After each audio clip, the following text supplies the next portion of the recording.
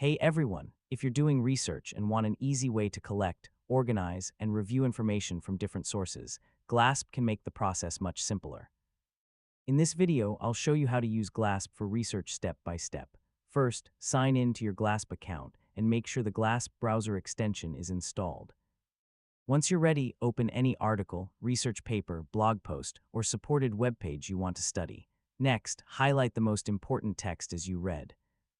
Yeah, every highlight is automatically saved to your Glasp library, so you won't need to search through the same pages again later. After creating a highlight, add a note with your own thoughts, summaries, or research ideas. This helps you remember why the information is important and makes reviewing your research much easier. To keep your research organized, use tags whenever they're available. You can create tags based on your project, topic, or subject to quickly group related highlights together. You can also use Glasp's search feature to instantly find saved highlights and notes by keyword. This saves time when you're working on reports, assignments, or long-term research projects. If you need to use your research in another app, look for the export or share option.